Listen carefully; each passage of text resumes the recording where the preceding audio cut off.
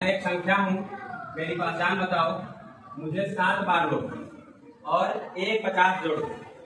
एक तीसरे शतक तक पहुंचने के लिए आपको अभी भी 40 चाहिए।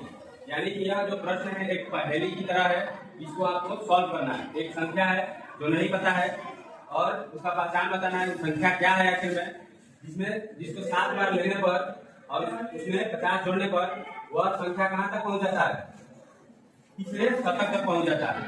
और तीसरे शतक तक पहुंचने के लिए उसमें अभी भी 40 कम पड़ रहे हैं। तो सबसे पहले संख्या हमको नहीं पता है, तो संख्या को क्या मान लेंगे, x मान लेंगे।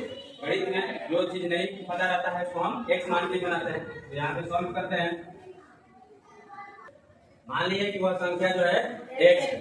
तो जो प्रश्न कह रहा है कि मुझे 7 बार, तो संख्या को प्लस में 7 बार ले लेना है। ये तो 1 2 3 4 5 6 और 7। तो उस संख्या को कितने बार ले लिए, 7 बार ले लिए। फिर उसके बाद कह रहा है कि और एक 50 जोड़, इसी संख्या में जिसको 7 बार लिए हैं उसी संख्या में आपको 50 जोड़ देना है। आइए हम 50 जोड़ते हैं। हम 50 जोड़ दिए। उसके बाद कह रहा है कि एक तीसरे शतक तक पहुंचने के लिए आपको अभी भी 40 की जरूरत है। तो फिर क्या करेंगे, हम इसी संख्या में इसको तीसरे शतक तक पहुंचाना है तो आपको 40 जोड़ना पड़ेगा। फिर इसी में हम क्या कर देंगे, 40 संख्या को जोड़ देंगे। जब 40 संख्या को जोड़ देंगे तो संख्या कहाँ तक पहुंच जाएगी, तीसरे शतक तक संख्या पहुंच जाएगी। तो तीसरा शतक का मतलब हुआ 300। क्या हुआ, 300।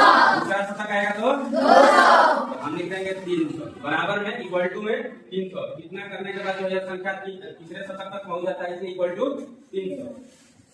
फिर हम इसको सॉल्व कीजिए। ये 7 को x है, कितना x है, 7। लिख देंगे 7x प्लस इसको जो है यह 30 बार में कट जाएगा, यानी कि x का जो वैल्यू है वह 30 आ जाएगा। अर्थात वह संख्या कितना है, 30 है। 30 ऐसी संख्या है जिसको आप 7 बार लीजिएगा और 50 जोड़िएगा और 40 जोड़िएगा, यह 300 हो जाएगा। करके देख लीजिए। 30 को 7 बार लेते हैं, यानी 7 से मल्टीप्लाई कर दीजिए तो 210। इसमें जोड़ दीजिए कितना, 50 जोड़ दीजिए, फिर जोड़ देंगे 40। तो जोड़ के देखिए आ रहा है कि नहीं, 210 50 और 40 90। तो 210 में 90 जोड़ेंगे तो 300, यानी कि आ रहा है। इसका मतलब हमारा आंसर क्या है, वह संख्या जो है 30 है। ठीक है, इस प्रकार से आप इस तरह के पहेली को आप x मान करके बना सकते हैं। Thank you.